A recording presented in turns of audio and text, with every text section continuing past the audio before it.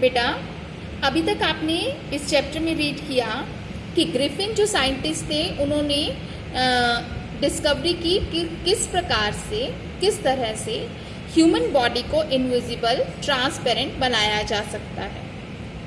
उसके बाद उन्होंने अपने जो लैंडलॉर्ड थे उनके घर को आग लगा दी और उसके बाद वे लंदन की स्ट्रीट्स में घूम रहे थे जब दो लड़के उनको फॉलो करने लगे और जब वो उनके जो फुटप्रिंट्स थे वो फेंटर हो गए, हल्के पड़ गए, तो वो लड़कों से भी बच निकले।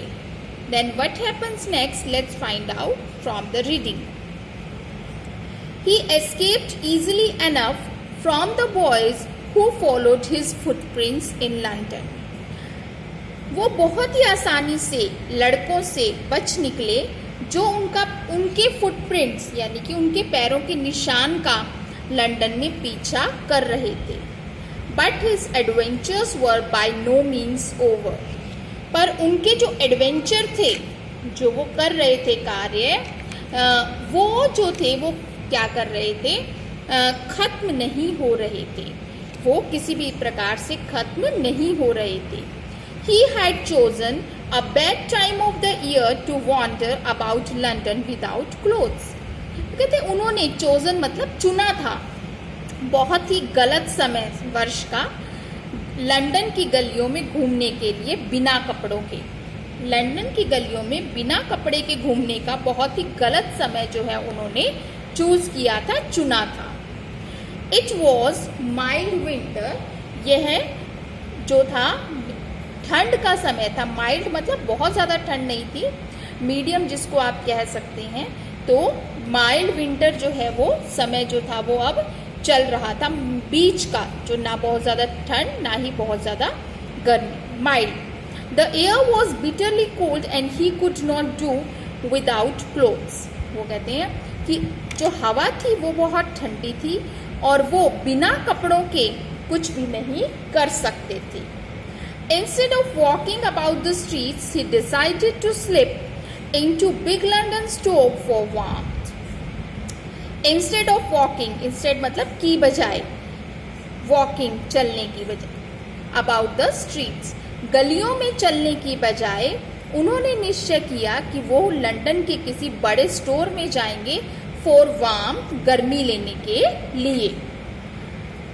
Closing time arrived, वहाँ पर स्टोर बंद होने का समय आया। As soon as the doors were shut, Griffin was able to give himself the pleasure of clothing and feeding himself without regard to expense.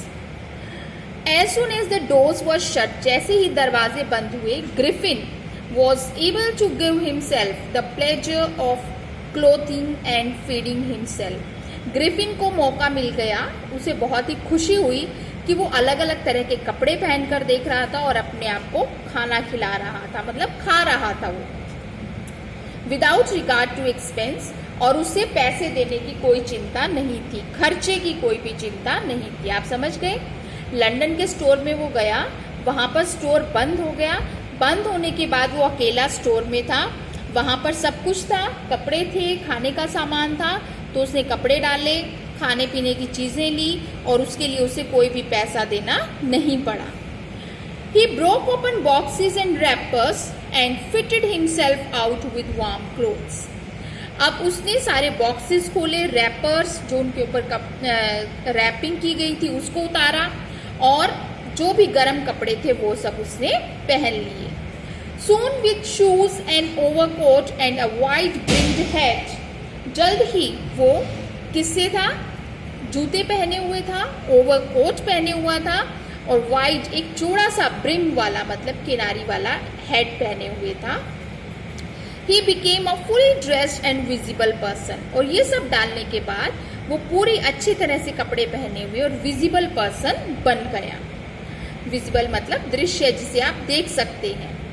In the kitchen of the restaurant, he found cold meat and coffee. अब kitchen में, जो restaurant का kitchen था, वहाँ पर उसे ठंडा meet और कॉफ़ी दिखी।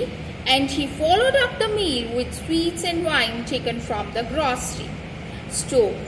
अब उसके बाद उसने मील खाने के बाद मिठाइयाँ और वाइन ली ग्रोसरी स्टोर। वहाँ पर स्टोर में सब कुछ था, ग्रोसरी सेक्शन में से उसने क्या किया, मिठाई और वाइन ले ली।